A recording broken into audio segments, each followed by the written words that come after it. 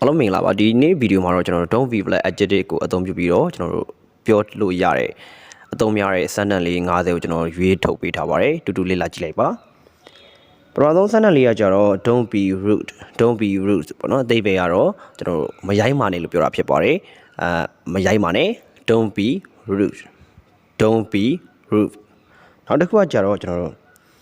don't be lazy သူရဲ့အသေးပဲကကြတော့ကျွန်တော်မပြင်းပါနဲ့လို့ပြောတာဖြစ်ပါတယ် don't be lazy မပြင်းပါနဲ့နောက်တစ်ခုကကြတော့ကျွန်တော်တို့ don't be shy သူရဲ့အဓိပ္ပာယ်ကကြတော့ကျွန်တော်တို့မရှက်ပါနဲ့လို့ပြောတာဖြစ်ပါတယ်မရှက်ပါနဲ့ don't be shy နောက်တစ်ခုကကြတော့ don't be greedy သူရဲ့အဓိပ္ပာယ်ကကျွန်တော်တို့လောဘမကြီးပါနဲ့လို့ပြောတာဖြစ်ပါတယ် don't be greedy သူရဲ့အဓိပ္ပာယ်ကလောဘမကြီးပါနဲ့လို့ပြောတာဖြစ်ပါတယ်ပြီးနောက်တစ်ခုကိုကြည့်အောင်နောက်တစ်ခုကကြတော့ don't be stingy သူရဲ့အဓိပ္ပာယ်ကကစီမနေပါနဲ့လို့ပြောတာပဲဖြစ်ပါတယ် don't be stingy ကစီမနေပါနဲ့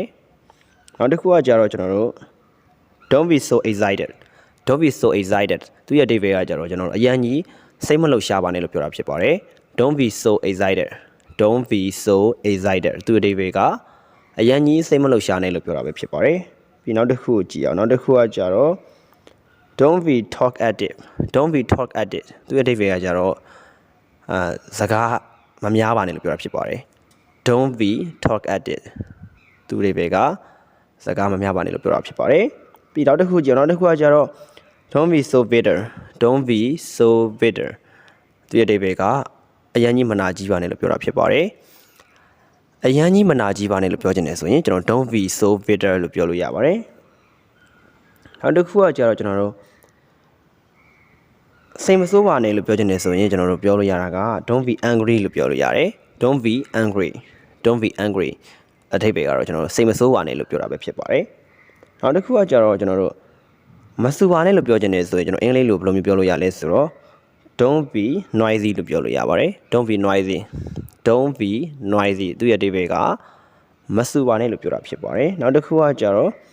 ကျွန်တော်နောက်မကြပါနဲ့လို့ပြောချင်တယ်ဆိုရင်ကျွန်တော်အင်္ဂလိပ်လိုပြောလို့ရတာက don't be late လို့ပြောလို့ရပါတယ် don't be late ပေါ့နော်သူရဲ့အဓိပ္ပာယ်ကတော့ကျွန်တော်တို့နောက်မကြပါနဲ့လို့ပြောတာပဲဖြစ်ပါတယ်နောက်တစ်ခုကြည့်အောင်နောက်တစ်ခုကကြတော့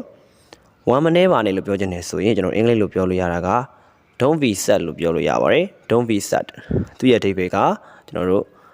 ဝမ်းမနေပါနဲ့လို့ပြောတာပဲဖြစ်ပါတယ်ပြီးနောက်တစ်ခုကြည့်အောင်နောက်တစ်ခုကကြတော့တကူကောင်းမဆန်ပါနဲ့လို့ပြောချင်တယ်ဆိုရင်ကျွန်တော်အင်္ဂလိပ်လိုမျိုးဘယ်လိုပြောလို့ရလဲဆိုရင်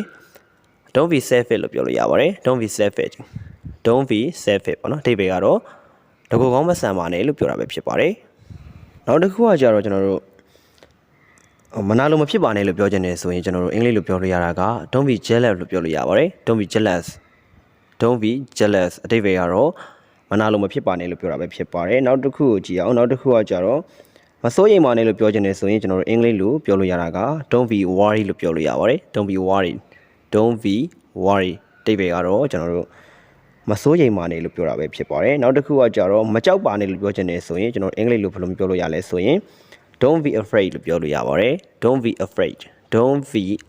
ရဲ့အဓိပ္ပာယ်ကတော့မကြောက်ပါနဲ့လို့ပြောတာပဲဖြစ်ပါတယ်နောက်တစ်ခုကကြတော့ကျွန်တော်တို့ကကလေးမဆန်ပါနဲ့လို့ပြောချင်တယ်ဆိုရင်အင်္ဂလိပ်လိုပြောလို့ရတာက don't be childish လို့ပြောလို့ရပါတယ် don't be childish အဓိပ္ပာယ်ကတော့ကလေးမဆန်ပါနဲ့လို့ပြောတာဖြစ်ပါတယ်နောက်တစ်ခုကကြတော့ကျွန်တော်တို့စိတ်ထဲမကြပါနဲ့လို့ပြောချင်တယ်ဆိုရင်ကျွန်တော်တို့အင်္ဂလိပ်လိုဘယ်လိုမျိုးပြောလို့ရလဲဆိုတော့ don't be down-headed လို့ပြောလို့ရပါတယ် don't be down-headed အဓိပ္ပာယ်ကတော့စိတ်ထဲမကြပါနဲ့လို့ပြောတာပဲဖြစ်ပါတယ်နောက်တစ်ခုကကြတော့ကျွန်တော်တို့သဘောထားမသေးသေးပါနဲ့လို့ပြောချင်တယ်ဆိုရင်ကျွန်တော်အင်္ဂလိပ်လိုဘယ်လိုပြောလို့ရလဲဆိုတော့ don't be narrow minded လို့ပြောလို့ရပါတယ် don't be narrow minded အဓိပ္ပာယ်ကတော့သဘောထားမသေးသေးပါနဲ့လို့ပြောတာပဲဖြစ်ပါတယ်နောက်တစ်ခုကကြတော့ကျွန်တော်တို့ဆရာကြီးမလုပ်ပါနဲ့လို့ပြောချင်တယ်ဆိုရင်ကျွန်တော်အင်္ဂလိပ်လိုဘယ်လိုမျိုးပြောလို့ရလဲဆိုရင်ကျွန်တော် don't be bossy လို့ပြောလို့ရပါတယ် don't be bossy အဓိပ္ပာယ်ကတော့ဆရာကြီးမလုပ်ပါနဲ့လို့ပြောတာပဲဖြစ်ပါတယ်ပြီးနောက်တစ်ခုကြည့်အောင်နောက်တစ်ခုကကြတော့ကျွန်တော်တို့အပြောမကျမ်းပါနဲ့လို့ပြောချင်တယ်ဆိုရင်ကျွန်တော်အင်္ဂလိပ်လိုဘယ်လိုမျိုးပြောလို့ရလဲဆိုရင် don't be has spoken လို့ပြောလို့ရပါတယ် don't be has spoken အဓိပ္ပာယ်ကတော့အပြောမကျမ်းပါနဲ့လို့ပြောတာပဲဖြစ်ပါတယ်ပြီးနောက်တစ်ခုကကြတော့ကျွန်တော်တို့စိတ်မပြတ်ပါနဲ့လို့ပြောချင်တယ်ဆိုရင်ကျွန်တော်အင်္ဂလိပ်လိုဘယ်လိုပြောလို့ရလဲဆိုတော့ don't be disappointed လို့ပြောလို့ရပါတယ် don't be disappointed don't be disappointed အဓိပ္ပာယ်ကတော့စိတ်မပြတ်ပါနဲ့လို့ပြောတာပဲဖြစ်ပါတယ်နောက်ထပ်တစ်ခုကကျတော့ကျွန်တော်တို့ခေအရန်မဆန်ပါနဲ့လို့ပြောချင်တယ်ဆိုရင်ကျွန်တော်တို့အင်္ဂလိပ်လိုဘယ်လိုမျိုးပြောလို့ရလဲဆိုတော့ don't be so modern လို့ပြောလို့ရပါတယ် don't be so modern don't be so modern အဓိပ္ပာယ်ကတော့ကျွန်တော်တို့ခေအရန်မဆန်ပါနဲ့လို့ပြောတာပဲဖြစ်ပါတယ်နောက်တစ်ခုကကျတော့ကျွန်တော်တို့ကမအံ့ဩပါနဲ့လို့ပြောချင်တယ်ဆိုရင်ကျွန်တော်တို့အင်္ဂလိပ်လိုဘယ်လိုပြောလို့ရလဲဆိုတော့ don't be surprised လို့ပြောလို့ရပါတယ် don't be surprised don't be surprised သူရဲ့အဓိပ္ပာယ်ကကျတော့မအံ့ဩပါနဲ့လို့ပြောတာပဲဖြစ်ပါတယ်နောက်တစ်ခုကကျတော့ကျွန်တော်တို့ခင်းတော့မကြပါနဲ့လို့ပြောချင်တယ်ဆိုရင်ကျွန်တော်အင်္ဂလိပ်လိုဘယ်လိုမျိုးပြောလို့ရလဲဆိုတော့ don't be out of date လို့ပြောလို့ရပါတယ် don't be out of date ပေါ့နော်အဓိပ္ပာယ်ကတော့ကျွန်တော်တို့ခင်းတော့မကြပါနဲ့လို့ပြောတာပဲဖြစ်ပါတယ်နောက်တစ်ခုကကျတော့ကျွန်တော်တို့လူဘာမဝပါနဲ့လို့ပြောချင်တယ်ဆိုရင်ကျွန်တော်အင်္ဂလိပ်လိုဘယ်လိုမျိုးပြောလို့ရလဲဆိုတော့ don't be cheeky လို့ပြောလို့ရပါတယ် don't be cheeky don't be cheeky အဓိပ္ပာယ်ကတော့ကျွန်တော်တို့လူဘာမဝပါနဲ့လို့ပြောတာပဲဖြစ်ပါတယ်ကျွန်တော်နောက်တစ်ခုကြည့်အောင်နောက်တစ်ခုကကျတော့မကြွားပါနဲ့ပေါ့နော်အကြွားမတန်ပါနဲ့လို့ပြောချင်တယ်ဆိုရင်ကျွန်တော်အင်္ဂလိပ်လိုပြောလို့ရတာက don't be boastful လို့ပြောလို့ရတယ် don't be boastful အဓိပ္ပာယ်ကတော့ကျွန်တော်တို့အကြွားမတန်ပါနဲ့မကြွားပါနဲ့လို့ပြောတာဖြစ်ပါတယ်နောက်တစ်ခုကကျတော့ကျွန်တော်တို့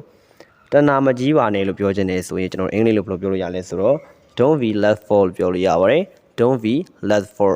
don't be lustful ပေါ့နော်အဓိပ္ပာယ်ကတော့တဏမကြီးပါနဲ့လို့ပြောတာပဲဖြစ်ပါတယ်